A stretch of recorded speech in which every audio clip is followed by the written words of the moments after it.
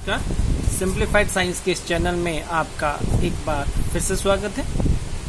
आज की इस वीडियो में क्लास 9 के 4th चैप्टर जिसका टाइटल है स्ट्रक्चर ऑफ एटम, परमाणु की संरचना, इसका 5वां भाग करेंगे। और इसके अंदर जो हम टॉपिक कवर करने जा रहे हैं वो रहेंगे atomic number, mass number, calculation of subatomic particles, isotopes, properties of isotopes, uses of isotopes, isobars अर्थात परमाणु संख्या, द्रव्यमान संख्या, परमाणु के अंदर उपस्थित जितने भी हमारे कण हैं उनकी संख्या को कैसे ज्ञात करते हैं, समस्थानिक, समस्थानिक के गुण, समस्थानिक के उपयोग और संभाविक। चलिए सबसे पहले हम करते हैं हम एटॉमिक नंबर और परमाणु संख्या। परमाणु संख्या क्या चीज है? परमाणु संख्या इसे हम Z सिंबल के द्वारा दर्शाते हैं, शो करते हैं, और it is the number of protons present in the nucleus of each atom of that element. अर्थात किसी परमाणु के केंद्रक में उपस्थित प्रोटॉनों की संख्या को परमाणु संख्या कहते हैं और इसे Z द्वारा दर्शाया जाता है। अब ये जो परमाणु संख्या है ये प्रत्येक तत्व की एक अपनी एक पहचान है, अपनी एक आइडेंटिटी है।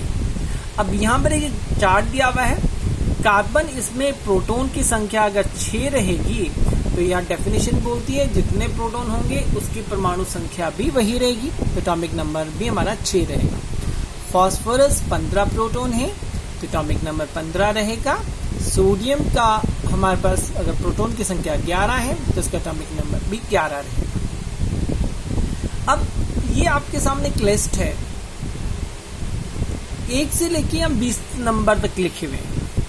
ये 1 से लेके 20 नंबर तक ये कोई सीरियल नंबर नहीं है, कोई क्रम संख्या नहीं है। हाइड्रोजन के आगे अगर 1 लिखा है तो ये हाइड्रोजन का एटॉमिक नंबर परमाणु संख्या 1 है। हीलियम की परमाणु संख्या 2, बेरिलियम की परमाणु संख्या 4, बोरोन की परमाणु संख्या 5। इसी तरह से हम अगर आगे चले जाएं, एल्यूमिनियम का एटॉमिक नंबर 13, परमाणु संख्या 13, सिलिकॉन एटॉमिक नंबर 14 मतलब परमाणु संख्या 14, और लास्ट में अगर आए कैल्शियम की एटॉमिक नंबर 20 या परमाणु संख्या 20। मतलब ये जो परमाणु संख्या है, अभी जैसे आपको बोला, ये प्रत्येक तत्व की एक पहचान है। अगर हम बात करते हैं कि हमने किसी परमाणु जिसकी परमाणु संख्या 6 है तो अगर हम उसके बारे में बात करेंगे इसका मतलब हम कार्बन के विषय में बात कर रहे हैं। और ये जो कार्बन है, ये जो परमाणु संख्या 6 ये फिक्स रहेगी, सिर्फ कार्बन के लिए रहेगी, किसी और के लिए नहीं होगी। अब इसी तरह से एक आपके सामने एक पीरियोडिक टेबल दिया हुआ है, यहाँ पे एलिमेंट्स दिए हुए हैं। तो अगर आप इसको ध्यान से देखिए, यहाँ पे कुछ संख्याएं लिखी हुई हैं। 1 यहाँ लिखा हुआ है, 2, इसी तरह यहाँ 3, 4, 5, 6, 7, 8, 9, 10, इसी तरह से लास्ट में इसमें दिखाई दे रहा है 103। अब ये जो यहाँ पर संख्या दी है, ये जो नंबर्स दिए हैं, ये नंबर्स कोई इसके सीरियल नंबर नहीं है, ये इन एलिमेंट्स के एटॉमिक नंबर है। इसका मतलब पीरियोडिक टेबल के अंदर जो हम एलिमेंट्स को अरेंज कर रहे हैं वो अरेंज किसके हिसाब से कर रहे हैं, उनके एटॉमिक नंबर्स के बेस पे।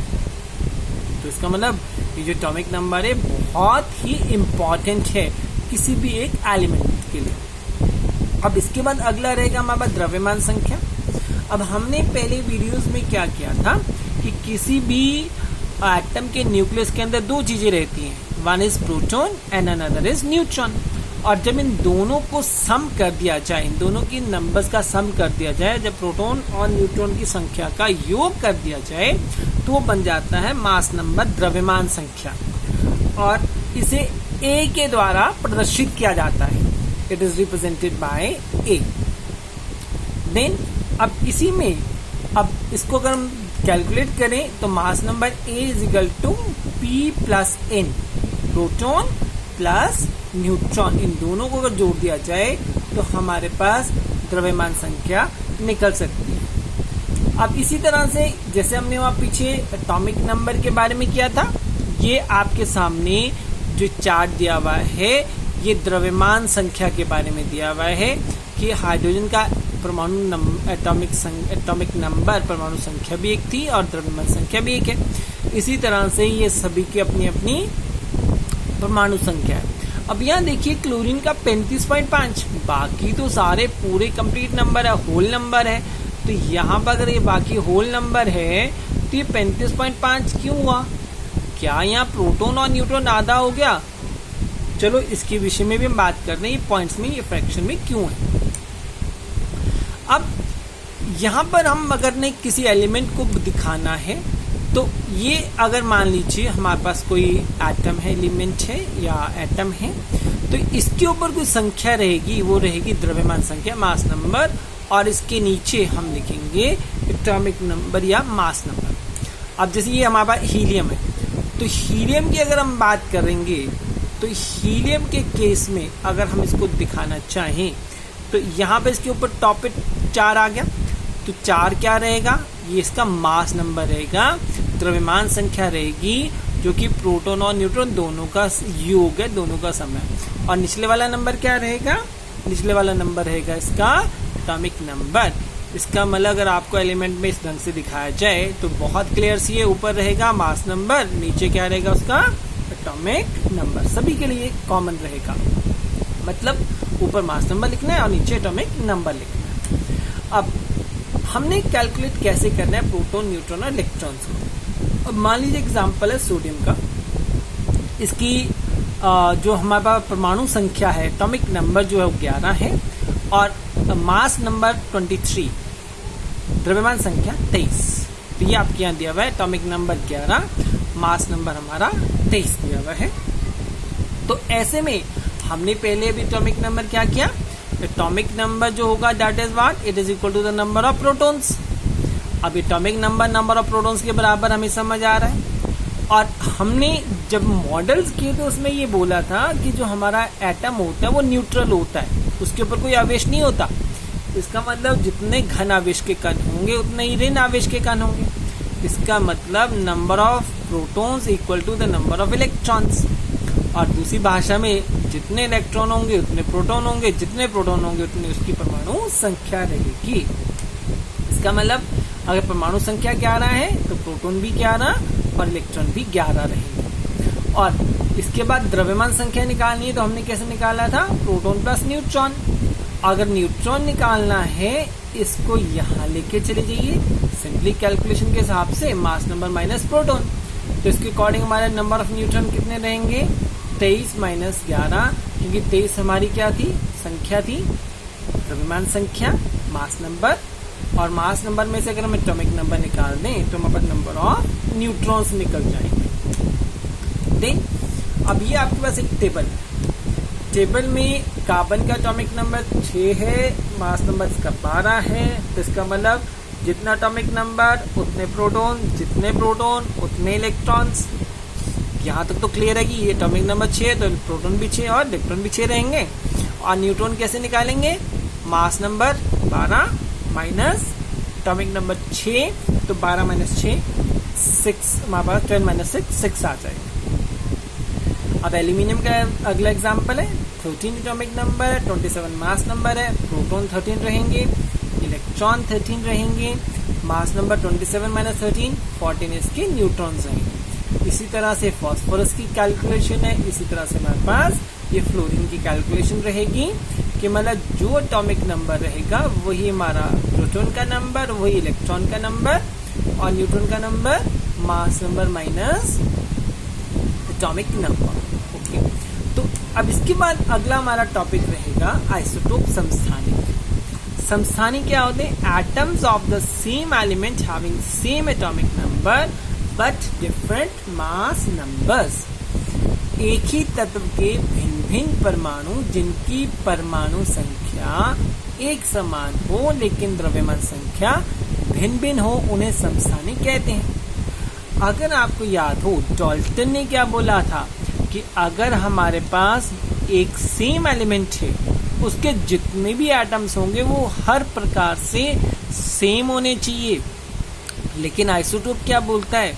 आइसोटोप के अकॉर्डिंग सेम एलिमेंट के एटम्स भी उनका मास नंबर भी डिफरेंट हो सकता है। डाल्टन ने तो बोला सेम रहेगा, इसका मतलब डाल्टन का पॉइंट आइसोटोप्स ने क्या गलत किया, उसको गलत प्रूव कर दे कि डाल्टन का जो पहला पॉइंट था वो गलत था, क्योंकि आइसोटोप्स बोलता है atom of same element having same atomic number but different mass numbers. अब यहाँ देखिए क्लोरीन के आइसोटोप्स रहेंगे, क्लोरीन 37, क्लोरीन 35, लेकिन ये आप ऊपर क्या लिखते हैं हम इसका द्रव्यमान संख्या, और इनकी जो एटॉमिक नंबर है, इनका जो परमाणु संख्या वो रहेगी 17, तो मतलब 17 37 17 35। कार्बन का 12 13 14, मतलब कार्बन के 3 हमारे पास आइसोटोप्स रहेंगे। इन सभी का एटॉमिक नंबर क्या रहेगा, इट विल बी 6।